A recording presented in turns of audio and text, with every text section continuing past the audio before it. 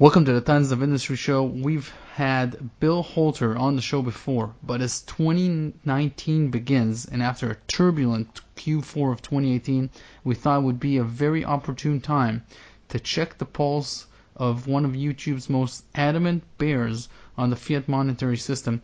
Bill often mentions the risk of a full financial reset due to gigantic debt obligations, and he's going to blow the lid on a bombshell theme that you will not hear in the mainstream media today, and I just got a taste of it off the air, so it's very important, and it's going to be a very juicy and valuable interview, and I want you to pay attention because the debt obligations that the Western nations have are unrealistic and unpayable.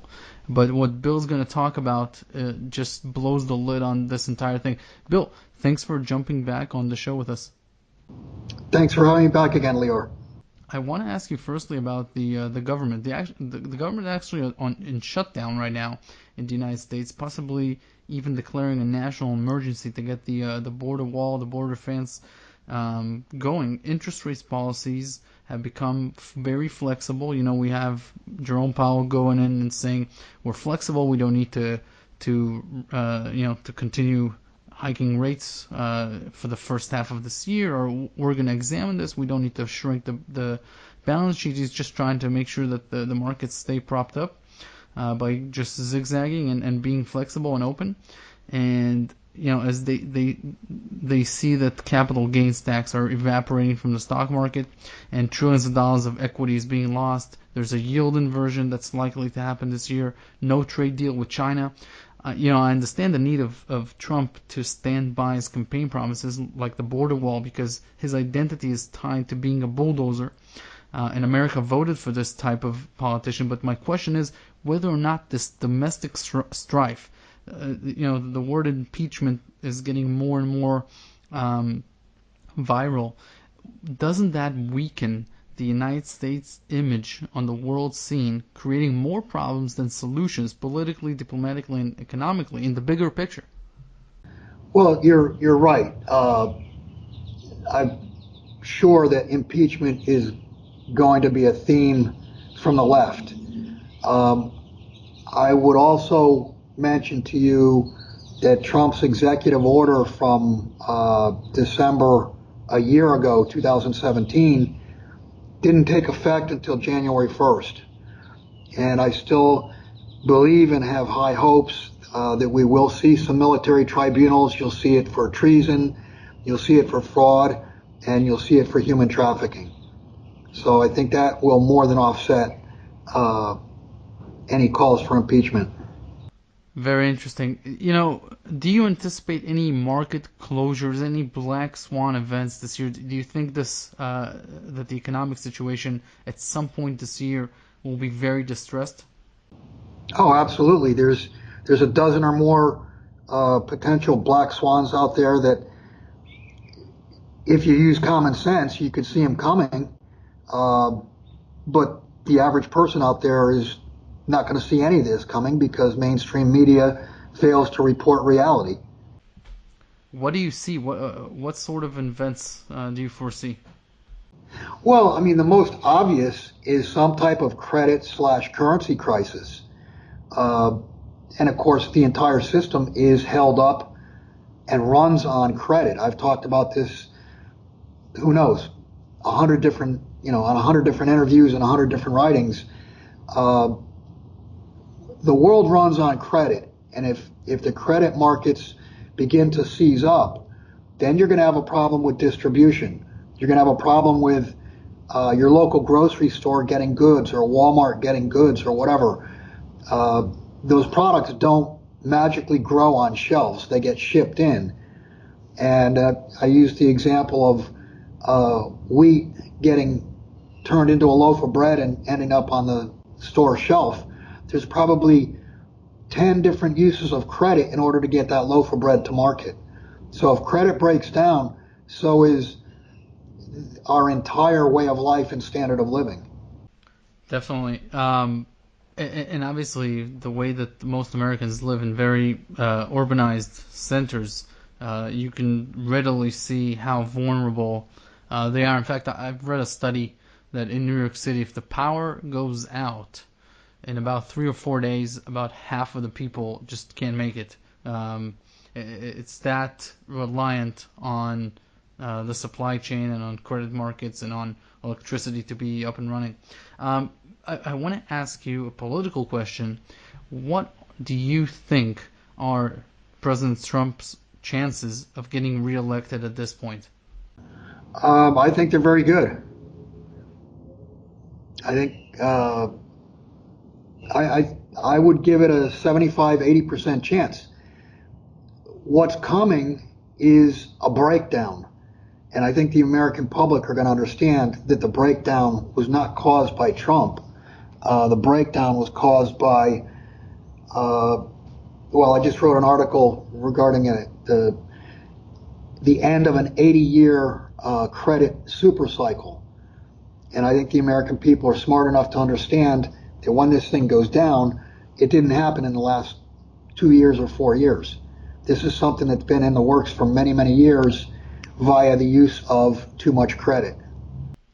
You know, talking about this 75, 80-year debt cycle is something that Ray Dalio talks a lot about. Ray Dalio is obviously the world's largest hedge fund manager, and he's talking about the lack of bidders on treasury debt in the years ahead, as 40% of the treasury debt is obviously funded by foreigners, and he sees a problem with the way that the U.S. is antagonizing its foreign lenders. And obviously the rise of China is creating a situation where nations now have other paths that they can go to, other alliances that they might form. Do you own precious metals in physical form or otherwise in light of in light of these events, and in general as part of your portfolio? Do you think that precious metals are important? Do I think what's important? The last thing? Oh, yeah, of course. That's where people need to be saving, is in precious metals. If you physically own precious metal, you can't wake up the next morning and all of a sudden your quote account be frozen. That's what will happen in market closures. You talked about the funding of debt and also the alternative to the Western financial system. China and Russia have been readying themselves for the last 10 years, since 2008. They've put things in place. They've done trade deals not in dollar terms. They've gotten credit facilities, a clearing system to compete with or be an alternative to the SWIFT system. So they've readied themselves to distance away from the Western SWIFT/credit system. What I do want to mention is, you're talking about funding of government debt. From before 2008, but from 2008 till about 2011 or 12, the Chinese were big buyers of U.S. treasuries. And then they ceased buying, and they're starting to leak out. I think they've dropped 200 or 300 billion in treasury holdings. What I want to mention, and something almost nobody's talking about, is that China this past year, they actually had a quarter where they ran a deficit. And they've been a major surplus nation for years and years. And what's happening is their consumers, or their population, is turning more toward consuming rather than saving. And that is changing the look of China from one of a provider of capital to a nation that requires capital inflows. And of course, the U.S. requires, $1 trillion plus per year in capital inflows because of our budget deficit. Now, what that does is China is now competing for capital with the U.S., and that's going to lock out emerging markets that need capital are not going to be funded. So you've got if you want to call it a crowding out process. Where is this capital going to come from to fund the U.S., to fund China, to fund the rest of the world? It's a major problem, and I think you're going to see the results in the credit and currency markets. That is a huge problem. Well, it's a gigantic change. I mean, it was a given in the past that foreign nations would fund the U.S. credit markets, and that's not happening anymore. So now we're to the point, the U.S. is going to be to the point where it's going to be outright monetization. And it has been for several years, but it's going to be in your face now. So that's big news, and obviously with the U.S. being so dependent on its social programs, it's just impossible to imagine that any politician would do any major changes to either Social Security, Medicare, or Medicaid, or to the defense spending at this point, when obviously China is becoming a militaristic empire as well. But they're going to have to. At some point in time, these things are going to have to be addressed because the money's not there to fund them. Now, do you think that the U.S. will move into an environment where the domestic lenders will start being the ones in charge of the debt more than the foreign lenders? Is there enough volume, enough cash, enough bid to continue this? No, not at all. I posted a chart, I believe, on Saturday on our website showing liquidity from 2008 until current, and liquidity now is the lowest it's been since 2008. The liquidity, if you want to call it the bids out there, or the capital out there, is just, it doesn't exist. So the lack of liquidity, I think what you've seen global stock markets do, global credit markets do over the last 3 or 4 months is a result of extremely tight liquidity. Interesting. Let's focus on indicators that you're watching that you think are more predictive than any other ones with regards to the economy rolling over into an official recession. What are you looking for in terms of economic indicators that tell you, hey, this is a recession? Let's call a spade a spade. Yeah, that's I would call simply common sense. I mean, just look at what's going on. The auto industry, their production is being curtailed because cars are piling up all over the world in inventory. They're not being sold.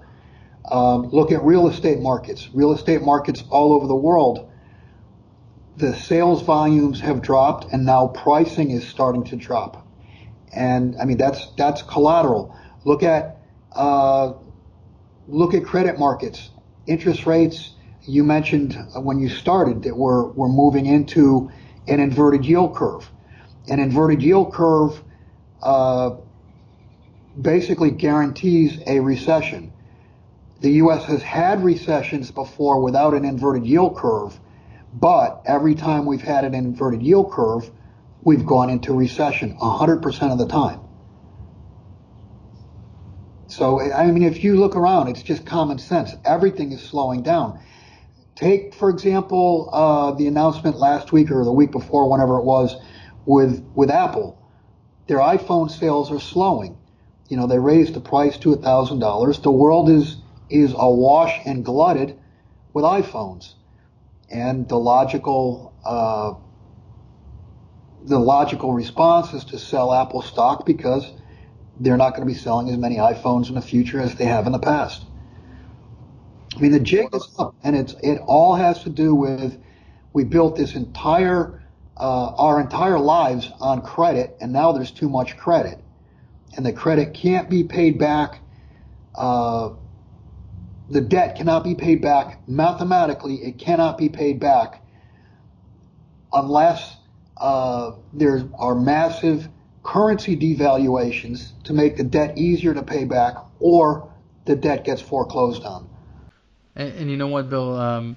FedEx just had an earnings call, and their CEO just, he said, look, there's going to be a slowdown. I can guarantee it. Obviously, FedEx being a very predictive stock, it always bottoms before the rest of the market. So it's a very indicative sign of what's to come. I want to make sure we have enough time to cover another question, something that you talk about. I haven't heard it from many other people, so I'd like to give you the floor. Can you share with us what is an EFP when it comes to the COMEX and the precious metals market, and why should investors be aware of it?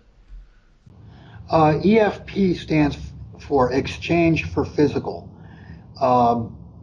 Basically what that is when a contract holder on the COMEX, either silver or gold, stands for delivery, COMEX is then moving those contractual obligations over to London, to the LBMA. The problem with that is, I think, in gold this year, and with this backdrop that there's the total global gold production is roughly 2,800 tons per year, and 400 of that is China, which never leaves China. So call global gold production 2,500 tons per year. COMEX has sent 7,200 tons of delivery demands to London. And if you go back, I think it was last month sometime, the LBMA made an announcement that they have a grand total of 7,500 metric tons total that they're holding, and a lot of that are for customers. So the idea is COMEX has, last I saw, they had, I think, five tons of gold to deliver. And they're having these massive delivery demands that they can't meet, so they're pushing that off to London. The only problem is they've done so many that it basically gobbles up every single ounce that London claims that they have. Yeah, and you know what? I've talked with people over the years, like billionaire resource investors, on why they don't corner the market. And they've had many explanations over why it would be very tricky to do such a thing. Even with the leverage, it's not that easy to make it happen, to topple the leveraged paper markets.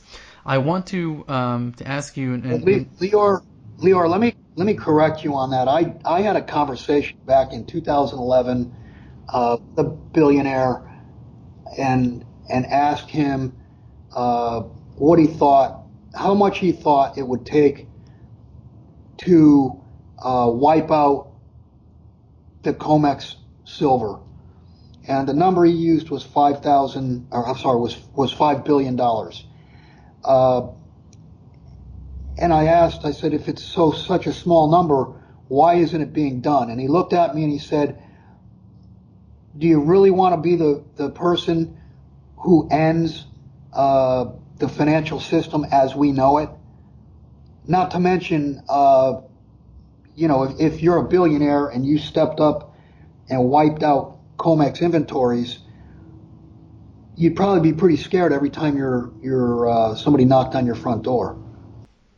Yeah, that's exactly what I was pertaining to. That it's not just a economic decision to do such a thing. It has a lot of unintended consequences. I want to ask you, where can people follow your work? Where can people check out more from Bill Holter? You can go to www.jsmindset.com. Bill Holter, thank you very much for taking the time. Thanks for having me, Lior.